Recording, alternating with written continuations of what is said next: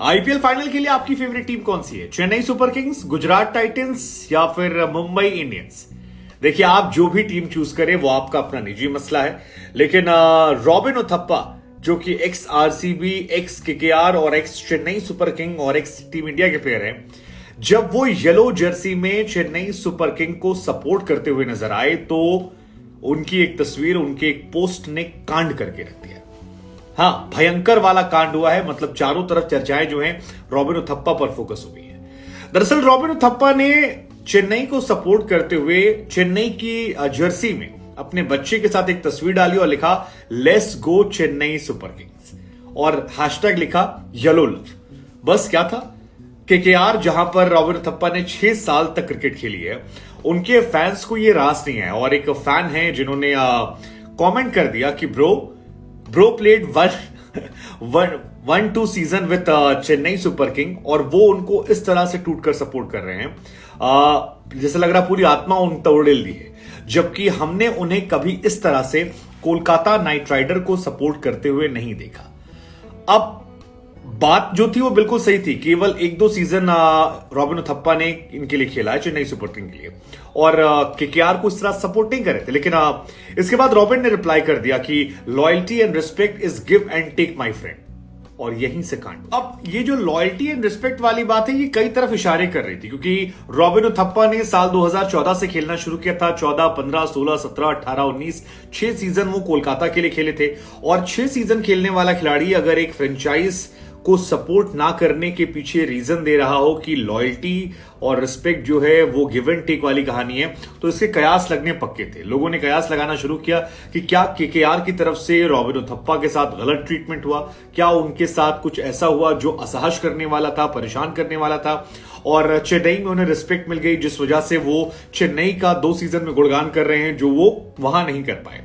अब ये सारी कहानी चल रही थी, किसी बीच में रॉबिन का एक इंटरव्यू भी आ गया जिसमें आईपीएल में उनसे पूछा गया कि रॉबिन अगर आज आपको खेलने का मौका मिले तो आप किस टीम से खेलना चाहेंगे। तो रॉबिन उथप्पा ने बिना देर के कहा कि देखिए, वैसे तो मैं रिटायर हो चुका हूं, अब मेरे खेलने की उम्र नहीं रह गई है, लेकिन अगर मुझे आज फिर खेलने का मौका मिले तो मैं भाग जाऊंगा चेन्नई सुपर किंग की तरफ। और ये राजस्थान रॉयल्स के फैंस, केकेआर के फैंस को बॉयल करने वाला था। केकेआर के फैन इसके बाद टूट पड़े रॉबिन उथप्पा पर। लोगों ने मतलब बैशिंग करनी शुरू कर दी कि यार तुम्हारी वजह से 2019 में हम क्वालिफायर राउंड से बाहर हो गए थे, 20 बॉल में तुमने 9 रन बनाए थे, ऐसी परफॉर्मेंस के बाद तुम कैसे एक्सपेक्ट कर सकते हो कि तुम्हें हम सपोर्ट करते।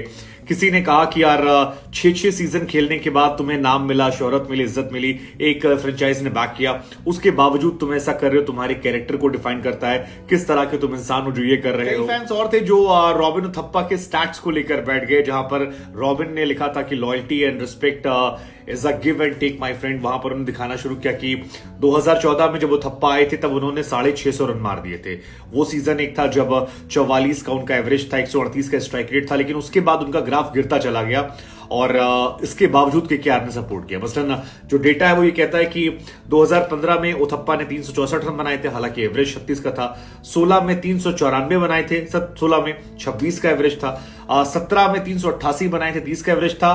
351 बनाए थे 18 में, और जो आखिरी सीजन उनका था 2019 वाला, वहां पर केवल 282 रन बनाए थे 31 के एवरेज से। लेकिन वो जो मैच हारे थे क्वालिफायर वाला, जिसको लेकर फैंस भड़ास निकाल रहे हैं, 20 बॉल में 9 रन की पारी, और उनका ही कहना यार तुमने टेस्ट मैच बना दिया। लेकिन रॉबिन उथप्पा यहां पर भी नहीं माने और उन्होंने कहा कि ये जिस तरह का हेट्रेड मुझे मिल रहा है, उन्होंने फिर एक ट्वीट किया, लिखा कि I am not surprised by the hate I am receiving for what has been my experience. मैं इस बात को लेकर बिल्कुल हैरान नहीं हूं कि ये जो नफरत आ रही है, क्योंकि ये मैंने महसूस की है। खैर, peace and love to you all, आप सभी से शांति और मोहब्बत। और उसके बाद ये बवाल कर गया कि यार उथप्पा क्या कहना चाह रहे हैं, क्या कहना चाह रहे हैं कि उनके साथ मिसट्रीट किया गया, कहानी क्या है, ये इशारों में बात क्यों हो रही है। और चारों तरफ सोशल मीडिया पर इसके बाद कांड हो जाता है, बड़ा वाला कांड होता है, ट्वीट्स की बौछार आती है कि हालांकि ये सारा विवाद तब और ज्यादा बढ़ गया जब रॉबिन उथप्पा ने इसको एक्सप्लेन किया, क्योंकि लोग उन्हें लगातार टैग कर रहे थे, उनसे पूछना चाह रहे थे कि उनके साथ क्या हुआ। कई लोगों ने कहा कि शाहरुख खान को क्यों नहीं टैग किया आपने, लेकिन इन सब के बीच में चेन्नई सुपर किंग के जो फैंस हैं वो इन्हें सपोर्ट कर रहे थे। वो लिख रहे थे कि आपने हमें तमाम विसल फोड़ो मूवमेंट दिए जो हम नहीं भूलेंगे। और केकेआर के फैंस जो हैं वो इन्हें बैश कर रहे थे। लेकिन इस बीच में रॉबिन उथप्पा ने फिर एक ट्वीट किया और उसमें बताया कि ये पूरा मामला क्या था। तो रॉबिन ने लिखा कि यार काफी कुछ हो गया, काफी कुछ कहा गया मेरे बारे में, लिखा गया, पढ़ा गया, मुझे बैश किया गया, लेकिन मैं चाहता हूं कि मैं अपनी कहानी बताऊं। तो उन्होंने लिखा कि यार शुरुआत के जो उनके 4 साल थे, यानी 2014, 2015, 2016, 17, ये उनके केकेआर में बहुत अलग थे आखिर के 2 साल से। और इसके पीछे उन्होंने तर्क दिया कि जब गौतम गंभीर कप्तान थे तब उनके साथ ज्यादती नहीं हो रही थी, उन्हें टीम का हिस्सा बनाया गया था और वो और गौतम मिलकर लगातार परफॉर्म कर रहे थे। जो उनके आंकड़ों में भी नजर आता है कि वो तकरीबन 400 रन जो है वो हर सीजन बना रहे थे। पहली बार तो 2014 में 650 के पार पहुंच गए थे, 660 बना दिए थे। लेकिन फिर वो लिखते हैं कि आखिरी के 2 सीजन जो थे वो काफी अलग थे, जिसने मेरी परफॉर्मेंस पर इंपैक्ट डाला। हालांकि इसमें मैं आपको ये कहना चाहूंगा कि इसमें कैप्टेंसी का कोई इन्वॉल्वमेंट नहीं है। अब ये बड़ा दिलचस्प है कि गंभीर के साथ टाइम में कैप्टेंसी से फायदा हुआ, लेकिन कार्तिक के टाइम में कैप्टेंसी ने नुकसान नहीं। इसके बाद उन्होंने एक ट्वीट और भी किया, लिखा कि यार गौतम गंभीर के जाने के बाद कोलकाता नाइट राइडर में सब कुछ बदल गया था। मुझे ऐसा लगा जैसे मुझे बिल्कुल अलग थलग कर दिया गया है। हालांकि केकेआर के फैंस के प्रति मेरा समर्पण जो है वो वही रहेगा और जिंदगी भर रहेगा। मैं एक बार फिर से ये क्लैरिफाई करना चाहता हूं, सबको बताना चाहता हूं कि ये केकेआर के फैंस के लिए नहीं है। मैं उनकी बहुत इज्जत करता हूं, सम्मान करता हूं। अब इस पूरी घटना का सार अगर आप समझेंगे तो रॉबिन उथप्पा ये कहना चाह रहे थे कि केकेआर का मैनेजमेंट जो है उसने उनको गौतम गंभीर के जाने के बाद बिल्कुल अलग थलग कर दिया, जिस वजह से उनकी परफॉर्मेंस पर असर पड़ा और उनके साथ संवाद नहीं रहा। 2 सालों में उन्हें काफी परेशानियों का सामना करना पड़ा। बाद में उस संघर्ष में उनकी परफॉर्मेंस जो है वो गिर गई और वो वहां से निकल जाते हैं। लेकिन उस बीच में घटना यह भी हुई थी, केकेआर में कैप्टेंसी को लेकर विवाद था कि गंभीर के जाने के बाद, क्योंकि उथप्पा उनके मेन प्लेयर थे उस टाइम, ये चर्चाएं चल रही थी कि शायद रॉबिन उथप्पा को कप्तान बना दिया जाएगा। लेकिन बिल्कुल ही बाहर से दिनेश कार्तिक को लाया गया और इस टीम में डाला गया और उसके बाद उन्हें कप्तान बना दिया गया और यहीं से सारा विवाद जो है वो शुरू हो गया था कि क्या चल रहा है। शायद इयॉन मॉर्गन बनाए गए थे, मॉर्गन के बाद कार्तिक को बनाया गया था। लेकिन गौतम गंभीर के जाना और उथप्पा का मैनेजमेंट के खिलाफ लिखना, ये पूरी कंट्रोवर्सी उखाड़। अब समझने की बात ये कि यार एक तरफ सीएसके को लेकर वो तारीफ कर रहे हैं, जहां पर जडेजा को शिकायतें हैं कि हमें वो रिस्पेक्ट नहीं मिले जो हम पाना चाह रहे थे। रॉबिन उथप्पा सीएसके की तारीफ कर रहे हैं, तो जहां पर 6 साल उन्होंने गुजारे वहां पर वो क्वेश्चन कर रहे हैं। हालांकि इस पूरे मामले ने एक सवाल जरूर खड़ा कर दिया कि क्या केकेआर के मैनेजमेंट में कोई प्रॉब्लम है।